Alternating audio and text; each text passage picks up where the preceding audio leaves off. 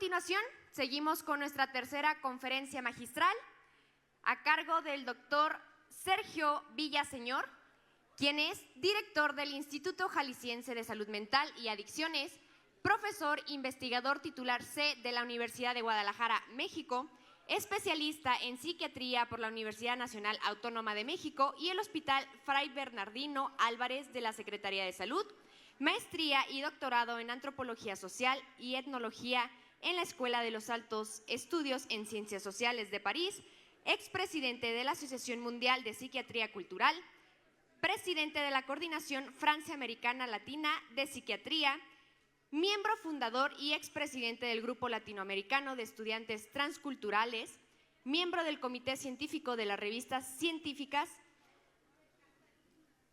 Evolution Psychiatric, Vertex, Acta Psiquiátrica y Psicóloga de América Latina, revista de la Facultad de Medicina de Colombia y Asia Pacífica Psiquiatría, fundador de las secciones de Etnopsiquiatría de la Asociación Psiquiátrica Mexicana y de la Asociación Psiquiátrica de Latinoamericana,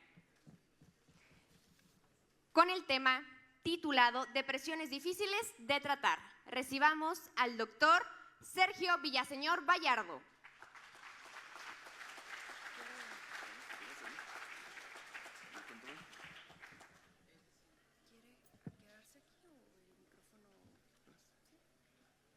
Bueno, sí.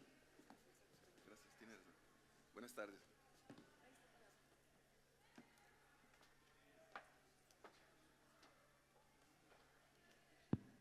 Muy buenas tardes, gracias por su presencia. Vamos a abordar un tema fundamental en la actualidad, que es el tratamiento de los trastornos del estado de ánimo complicados, de las depresiones que no responden a los manejos actuales. Esta es una declaración de conflicto de intereses. Vamos a hablar de una molécula diferente a lo que hemos usado en depresión con mala respuesta. Y para esto entonces vamos a hacer una pequeña recapitulación. Ahorita me estaban preguntando precisamente los criterios para que la población en general pudiera tener conciencia de que alguien está sufriendo de un padecimiento de este tipo. Las primeras claves diagnósticas son la apatía o falta de interés, la anedonia, que el paciente todo le da igual, ha perdido la motivación, aunado al humor triste, persistente durante largo tiempo, más de 2 semanas. Además de esto, los pacientes, para que sean diagnosticados con este padecimiento, pueden tener alteraciones en el apetito, cambios de peso, aumento o disminución del apetito, disturbios del sueño, trastornos del ciclo sueño-vigilia, que siempre son una señal de alerta, de alarma. Puede haber retardo psicomotriz o agitación psicomotriz, que es más raro, y muchas veces encontramos esa falta de energía, la anergia que decía el maestro Alonso Fernández, fatiga, y puede tener también sensación de que no vale nada, de que es una basura, una piltrafa humana. Puede haber disfunción ejecutiva, entre otras cosas, y si hay 4 de estos más 1 o 2 de los primeros, vamos a poder entonces entrar en un diagnóstico claro, preciso, de lo que es la depresión mayor. Y finalmente puede ser que se complique cuando empieza, ante la falta de acción para tratar el padecimiento, empieza a tener pensamientos funestos, pensamientos de muerte o incluso ideación suicida. Antes de la pandemia tendríamos estas estadísticas, en 2-1 más frecuente la depresión en mujeres que en hombres. Había siempre una prevalencia a 12 meses de 7% mujeres, 4% en hombres, y a lo largo de la vida un 12%. Además, como cualquier otra enfermedad crónica de las enfermedades mentales, pues produce un deterioro. En cualquier tipo de enfermedad crónico-degenerativa vamos a encontrar deterioro. ¿Y qué pasó con la pandemia? Esta contribuyó al aumento de los casos de depresión. Las autoridades de salud estimaron que los problemas de salud mental aumentaron 25% durante ese periodo. Grave. El aumento de la depresión en México ha llevado a un aumento del 24% de los suicidios en los últimos años. Fenómeno también grave que debemos considerar. Según la OCDE, en su informe de 2023, en medio de esta crisis sanitaria y económica, la prevalencia de la depresión en México aumentó en un 71% en comparación con los niveles previos a la pandemia. En nuestro país también se ha visto un aumento en los casos de depresión, con una prevalencia que se duplicó desde 2019. Es tal pues la gravedad de este problema. Según la Secretaría de Salud, 3.6 millones de adultos en México padecen depresión, lo que representa el 16% de la población. Las mujeres tienen 3 veces, ahora cambió, 3 veces más probabilidades de sufrir depresión que los hombres, especialmente en los grupos de edad de 40 a 49 años y de 50 a 59 años. Las mujeres también reportan más tiempo, más días que los hombres de estar sufriendo la depresión, más días a la semana se sienten así de mal. Hay muchas teorías que convergen para explicar este fenómeno depresivo. Por supuesto, el estrés crónico va a tener una participación importante. Siempre con el cortisol elevado, el paciente va a estar alterando su sistema nervioso de manera permanente, si es que este no se compensa o se ataca. En la depresión existen factores entonces determinantes psicosociales. Eso tiene una importancia también cada vez más relevante y más frecuentemente se toma en cuenta. Por supuesto, están los factores genéticos que son muy importantes. Hay cambios a nivel molecular, a nivel estructural y a nivel psicológico. Estas disfunciones del proceso de pensamiento. Ya sabemos pues las teorías clásicas, ¿no?, de las monoaminas. Estas tienen funciones únicas y compartidas en la modulación de los procesos afectivos y cognitivos. Tenemos varios circuitos que son más bien conocidos: el circuito del estado de ánimo, el circuito de la psicosis y el circuito de la excitación. Este más vinculado con la noradrenalina, el del estado de ánimo con la serotonina y el de la psicosis con la dopamina. En una combinación aquí bien simulada, podemos ver cómo cada uno de ellos contribuye a una serie de síntomas que son más ligados a este circuito. En cuanto a la serotonina, está pues la impulsividad, la aversión al riesgo, la respuesta a las reacciones adversas. En el de excitación de noradrenalina estará la respuesta al estrés del que estamos hablando, la atención, el interés y la excitación. En el de la psicosis con dopamina, la motivación de impulsos, los incentivos, la predicción de la recompensa y la detección de los errores. Y ya combinando los 3 circuitos, vamos a encontrar pues que se puede afectar la ansiedad, la irritabilidad, el apetito, la agresión, la respuesta a la novedad, la memoria de trabajo y la emoción, la función cognitiva y el estado anímico. Aquí tenemos una gran variedad de agentes antidepresivos que están la mayoría a nuestra disposición.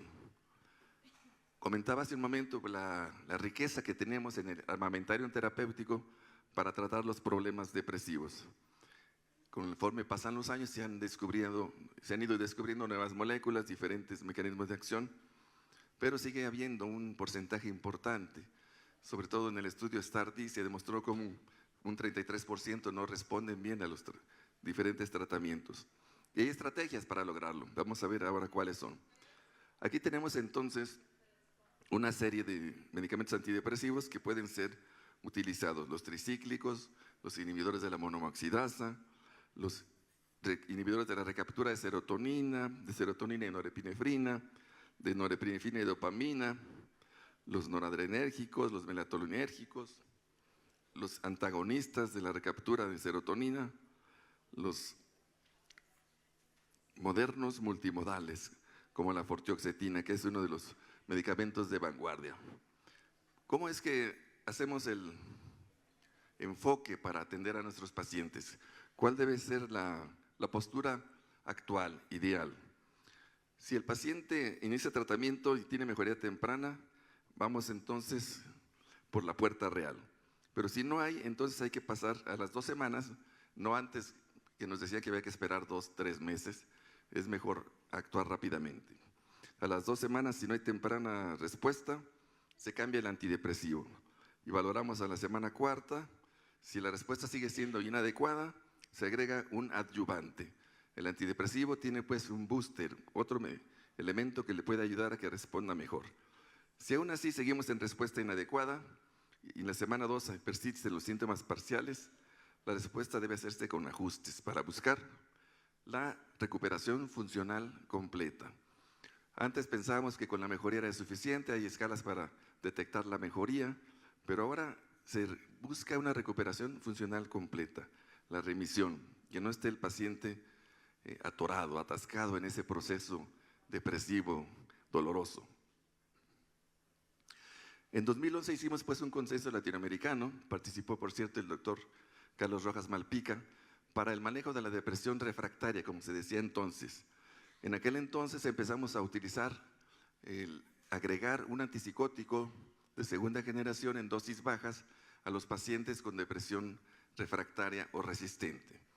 Al principio era muy mal visto porque seguimos utilizando los términos que ya están fuera de lugar, como antipsicótico, ansiolítico, antidepresivo. En Europa ya se propone que se denominen por su mecanismo de acción. Entonces, un antipsicótico, entre comillas, en una dosis baja puede ser un medicamento que no es para la locura. Al principio, algunos internistas incluso enviaban pacientes que no respondían al tratamiento en aquella época, y cuando les agregaba yo olanzapina o aripiprazol en dosis bajas, me reclamaban porque su paciente no estaba loca. Entonces hay que estar actualizados, ¿no? Depende del mecanismo de acción. Y aquí en este estudio vemos cómo la adicción de un antipsicótico de segunda generación puede ser más eficaz que el cambio de antidepresivo. En las estrategias actuales para la depresión resistente está pues en primer lugar el aumento de la dosis óptima del medicamento, cambiar el antidepresivo, usar 2 antidepresivos de diferente mecanismo de acción o agregar un antipsicótico de segunda generación. Y aquí vemos cómo se compara el cambio de antidepresivo, el bupropión y el aripiprazol agregado. Y vemos cómo la respuesta es francamente superior con el haber agregado un antipsicótico, entre comillas. Y tenemos pues esta novedad, el brexpiprazol, que es ansiolítico, antidepresivo, antipsicótico, según la dosis en que lo utilicemos. Un veneno puede ser medicina, un veneno puede ser mortal o puede ser un beneficio, ¿verdad? Entonces, ya teníamos hace años utilizando un antipsicótico de segunda generación, el aripiprazol, que tenía una eficacia comparable con los demás, un perfil de seguridad y tolerabilidad favorable, pero podíamos encontrar insomnio, acaticia, activación, náuseas y vómitos como efectos secundarios. Entonces se optimizó el diseño del mecanismo de acción y entonces se aumentó el antagonismo de la serotonina 5-HT2A, se disminuyó la actividad intrínseca para el receptor de dopamina D2 y encontramos un perfil de unión equilibrado en los receptores D2, 5-HT1A y dopamina 2 y 5-HT2A. Aquí tenemos entonces a este modulador de la actividad serotonina-dopamina, que resulta ser tan eficaz como otros antipsicóticos, un perfil óptimo de seguridad y tolerabilidad, tiene menor dificultad para cambiar la terapia antidepresiva al agregar esto, produce menos insomnio que otros medicamentos, produce menos acaticia, que es un síntoma muy delicado porque puede llevar al paciente a cometer acciones graves contra sí mismo, porque no puede estar quieto, no puede estar en un solo lugar. Hay menor excitación psicomotriz y también hay menor náusea y vómito, que como todos saben, pues el intestino es el segundo cerebro y ahí se van a reflejar todas las emociones. De nuevo vemos cómo este medicamento tiene un perfil farmacológico que sugiere una baja propensión a inducir reacciones adversas al medicamento asociadas con el antagonismo de la dopamina, a inducir reacciones adversas al medicamento activantes o sedantes. Está en un equilibrio, en un balance, y tiene un potencial para modular muchos procesos afectivos y cognitivos. Entonces se puede comparar con el antecedente, que es el aripiprazol, o con cualquier otro de los antipsicóticos. La actividad intrínseca del brexpiprazol en los receptores de dopamina D2 puede conducir a un perfil de reacciones adversas más favorable que otros antipsicóticos. Y aquí tenemos como si estuviéramos con Aristóteles, ¿no? Buscando el término medio aristotélico. A mayor actividad intrínseca encontramos actividad más cercana al agonismo, posible falta de eficacia, efectos secundarios como náusea, vómitos, insomnio y acaticia. Y a menor actividad intrínseca, que es demasiado baja la actividad, el antagonismo, hay aumento del riesgo potencial de síntomas extrapiramidales y de niveles elevados de prolactina, que era una queja frecuente cuando usábamos antipsicóticos típicos o de primera generación. Tenemos entonces aquí cómo se sitúa en el medio el brexpiprazol y el aripiprazol, mejorando aún más esta nueva molécula el nivel de acción. ¿Qué síntomas se asocian con la disfunción del sistema central vinculados con la adrenalina? De nuevo, puede haber entonces una cantidad excesiva de noradrenalina y presentamos mayor actividad simpática, hiperactividad, insomnio, ansiedad, agitación o agresión. Por el contrario, cuando es baja la cantidad, va a haber hipoactividad, hipersomnia y un afecto embotado. Los pacientes están pues sin poder transmitir realmente sus emociones y están en un estado de apatía, ¿no? Una inercia total. Aquí vemos cómo la unión de los receptores de dopamina y noradrenalina con esta nueva molécula tiene algunas implicaciones para la eficacia y la tolerancia, tanto en la esquizofrenia como en el trastorno depresivo mayor. Vemos cómo en el agonismo parcial con dopamina, receptores de dopamina 2, en la esquizofrenia se puede encontrar eficacia contra los síntomas positivos, incluso para los síntomas negativos y cognitivos. En el trastorno depresivo mayor, en estos mismos receptores, vamos a encontrar un efecto antidepresivo potencial y disminución de los síntomas extrapiramidales y de la hiperprolactinemia. Respecto al antagonismo con noradrenalina A2C, en esquizofrenia también se puede encontrar mayor eficacia para combatir los síntomas negativos, ese aplanamiento, esa apatía. En trastorno depresivo mayor, cuando aumenta la transmisión de noradrenalina y serotonina, hay un efecto antidepresivo potencial. Respecto a otros antagonismos, también vamos a encontrar menos riesgos de síntomas extrapiramidales, menos riesgos de reacciones adversas a los medicamentos. Respecto al receptor de serotonina, también tenemos que hay implicaciones con la eficacia y tolerancia. En el antagonismo 5-HT2, en esquizofrenia, bajan los síntomas negativos y cognitivos y menos potencial de presentar efectos secundarios como son los síntomas extrapiramidales, mientras que en la depresión mayor hay un efecto antidepresivo potencial, un efecto aplanante potencial inducido por esta capacidad y disminución del potencial de presentar síntomas extrapiramidales. En el agonismo de 5-HT1A, en esquizofrenia vamos a presentar una eficacia potencial de nuevo para los síntomas negativos y efectos ansiolíticos potenciales. Esto es interesante. Incluso puede contribuir a que haya menos efectos extrapiramidales, mientras que en la depresión mayor hay un efecto antidepresivo que puede pues vincularnos con la posibilidad de resolver estas depresiones difíciles de tratar. Es pues el trastorno depresivo mayor, una enfermedad crónica, prevalente, invalidante, y se asocia con el funcionamiento deficiente en la vida del paciente. Estos pacientes además pueden tener síntomas adicionales como ansiedad, lo cual complica más el tratamiento. La respuesta inadecuada a los antidepresivos es frecuente y se asocia con peores resultados. Si dejamos que los pacientes mejoren pero tengan síntomas residuales, no les estamos realmente ayudando porque pueden entonces tener recaídas. El brexpiprazol se ha empleado con éxito como terapia complementaria en todos los estudios que se realizaron de los antidepresivos en este problema de la depresión difícil de tratar. Ya vimos pues los mecanismos de acción y cómo pueden reducir los efectos secundarios que antes se presentaban con otros medicamentos.